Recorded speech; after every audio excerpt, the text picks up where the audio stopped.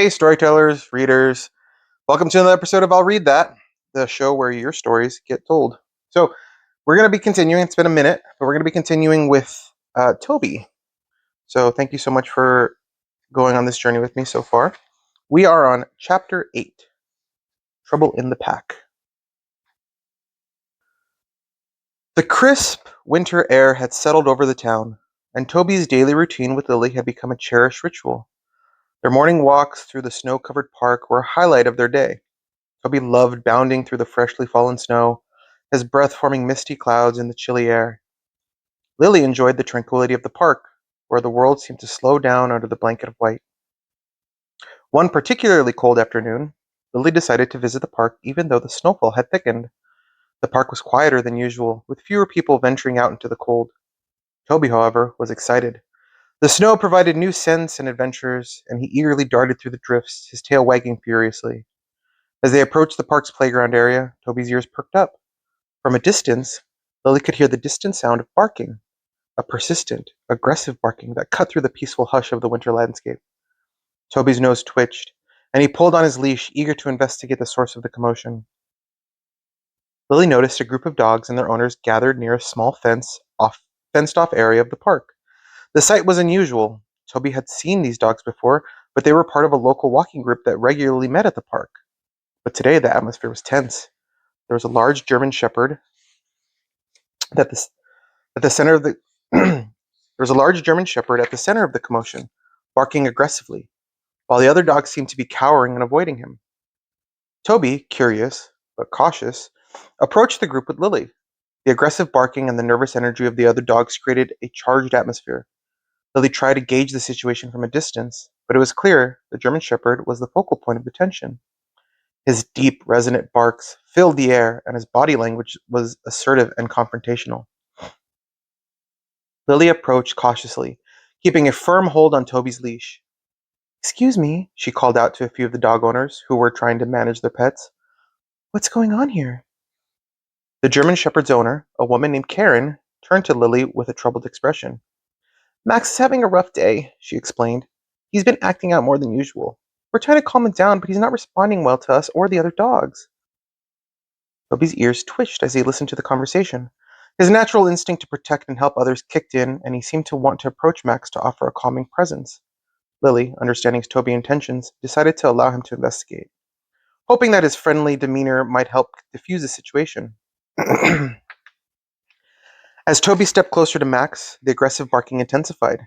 Max's focus shifted from the other dogs to Toby, and he let out a deep, threatening growl. Toby, taken aback by the sudden aggression, jumped back. His instincts told him to be cautious, and Lily quickly intervened. "Easy, Toby," Lily said softly, guiding him away from Max. "Let's give him some space." Despite Lily's efforts to keep Toby calm, the situation was escalating. Max's behavior was becoming increasingly erratic, and the other dogs were growing more anxious. Lily noticed that Toby was starting to react to the heightened tension, his tail bristling and his body tense. It was clear that Toby was struggling with the aggression around him.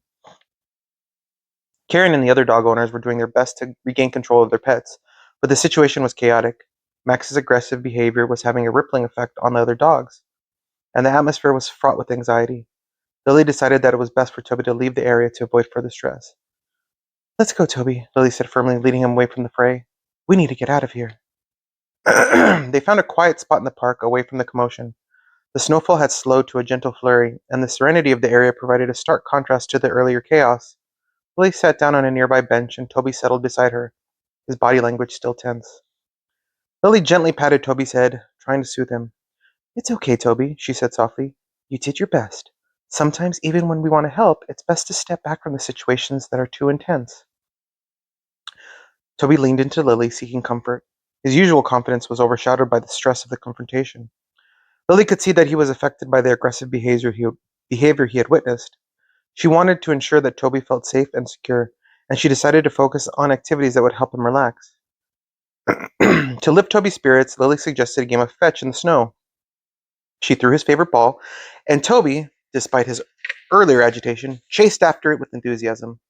The playful interaction helped distract Toby from the stressful experience, and Lily used positive reinforcement to encourage him. She praised him warmly and rewarded him with treats for his good behavior. As the snow fell softly around them, Toby's spirits began to lift with each joyful bound after the ball. The frosty air and the exhilaration of playtime were just what he needed to shake off the lingering unease from his earlier encounter with Max. Billy's encouragement and the simple pleasures of fetch helped him regain his confidence, and the bond between them strengthened with each toss of the ball. As Toby enjoyed his game, his attention was drawn back to Max, who was sitting with Karen near the edge of the park. Max's demeanor was noticeably different. He was sitting stiffly. A low growl rumbled from his throat when anyone approached. Toby's keen instinct sensed something was off. Determined to make things right, Toby cautiously approached Max. Initially, Max's reaction was defensive. His growling grew louder, and he bared his teeth, clearly still agitated. Toby, however, did not back down. He maintained a calm, non-threatening posture and continued to approach slowly. His gentle, soothing presence seemed to gradually soften Max's aggression.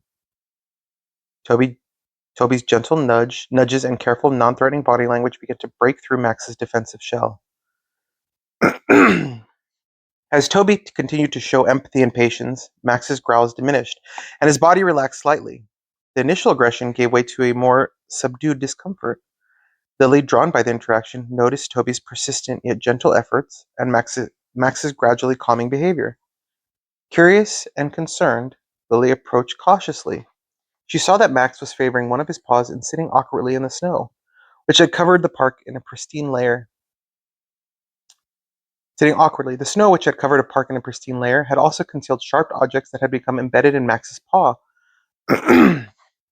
Lily's heart went out to Max as she knelt beside him. "It looks like something might be bothering him," she said to Karen, who had also noticed the change in Max's demeanor.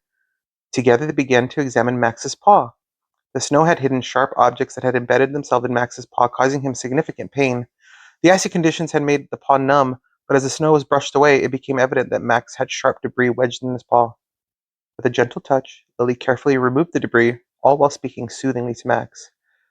Toby stood by, offering comfort and support. Max's tension slowly dissipated as the sharp objects were removed, and his relief was palpable. Lily, with Toby's help, cleaned and bandaged the paw, ensuring Max would be more comfortable. Seeing Max's gratitude and relief, Toby felt a surge of confidence. He had faced the fearsome dog not with aggression, but with empathy and determination, revealing his true heroism. Toby's bravery and compassion in the face of Max's pain mirrored the strength of a Hercules, confronting his fears with unwavering resolve. As Lily finished tending to Max, she looked at Toby with pride and affection. "You did so well today, Toby," she said, giving him a heartfelt hug. "You helped Max when he needed it most, and you showed just how brave and kind you are." As the sun began to set, casting a soft glow over the park, Lily and Toby made their way home. The day had been challenging but exciting. She knew that the experience had been difficult for Toby, and she wanted to ensure that he felt appreciated and loved. Back at home, Lily created a calming environment for Toby. She prepared his favorite dinner and set up a cozy spot by the fireplace where he could relax. The warmth of the fire and the soothing atmosphere helped Toby unwind. Lily gently massaged Toby's favorite spots, and she spoke to him in a calming voice, reminding him of what a good job he had done that day.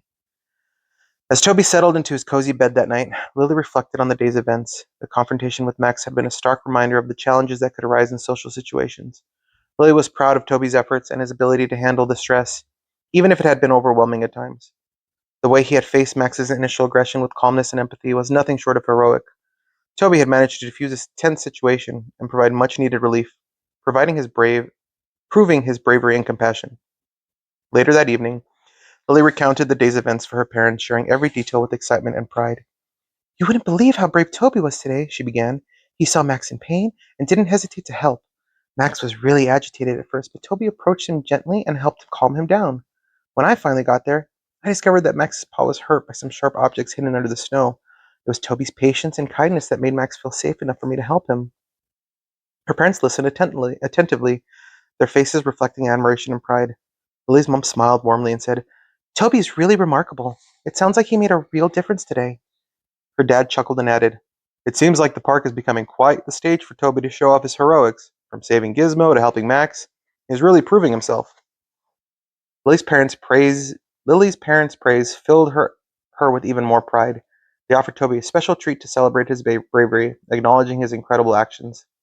As Toby enjoyed his well-deserved reward, Lily felt a deep sense of satisfaction.